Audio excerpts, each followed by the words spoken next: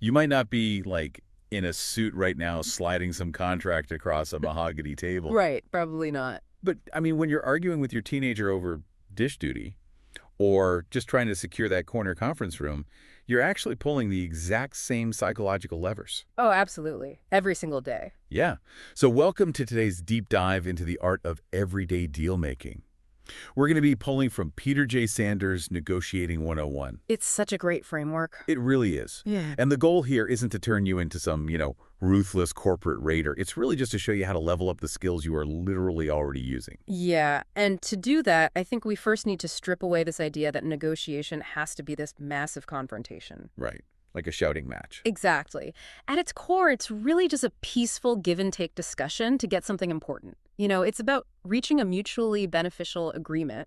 You're not trying to crush the person across the table. Okay, but if it is just about reaching a mutual agreement, why do we always default to treating it like a battle? I mean, I've seen people go into salary discussions ready to haggle over base pay like it's this zero-sum game. Oh, yeah. And they completely ignore the other levers like extra time off or remote work days. Well, a lot of that is because our brains are actually still wired for ancient survival bartering. Really? Survival bartering? Yeah, I mean, think about it. When humanity started trading, say, 3 baskets of corn for a chicken, it was based purely on scarcity. Ah, right. I have this, you have that. Exactly. And even when early currency popped up, like cowrie shells in 1200 BCE China, the focus remained just purely on price. Just the numbers. Right. And that mindset is what we call bargaining. You want to pay 50 cents, they want $1. It's a localized price war. But negotiating is different. It's entirely different. Negotiating incorporates, well, the timing, the delivery, the relationship itself, and even future prospects. Okay, let's unpack this a bit.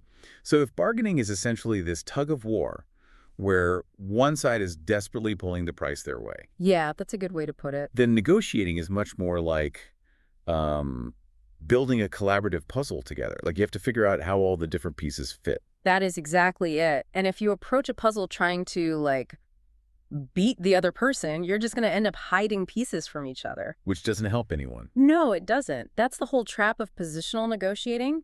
You dig your heels in to protect your ego. Right. And that creates a win-lose dynamic, which inevitably damages the long-term relationship. To actually shift to a win-win, you have to satisfy the core needs of both parties. And how do you actually do that in practice? Well, the most powerful tool you have for that is the concession. Senior has this really simple everyday scenario in the book. Imagine you're at the grocery store bakery, right? Okay, I'm with you. And you only want 4 dinner rolls, but they only sell them in 8 packs. Oh, so you want them to break their own rule? Precisely. You ask the baker to split the pack. But to make it a collaborative negotiation, rather than just demanding it, you offer a concession. Like what? What can you offer a baker? You offer your continued customer loyalty or, positive word of mouth.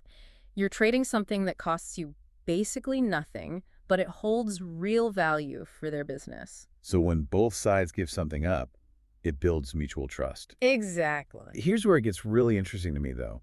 What happens when the person holding those puzzle pieces is just actively difficult? Oh, sure. That happens all the time. Like, say you're a business owner dealing with a really strict state environmental agency. Your first instinct is probably to get defensive and just unfairly dismiss these regulators as, unreasonable tree huggers.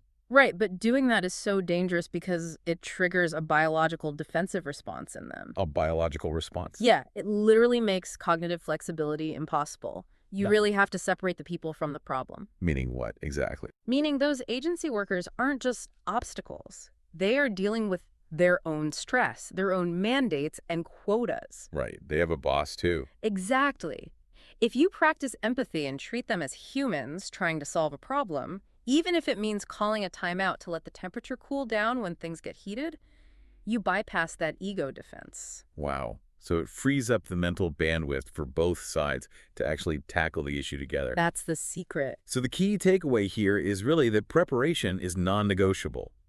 Before you ever open your mouth, you have to know the difference between your absolute musts and your nice-to-have wants. Yes, you need a clear vision of the end goal. That way you know exactly which pieces of the puzzle you can afford to trade. And you always aim for that win-win by using those smart concessions.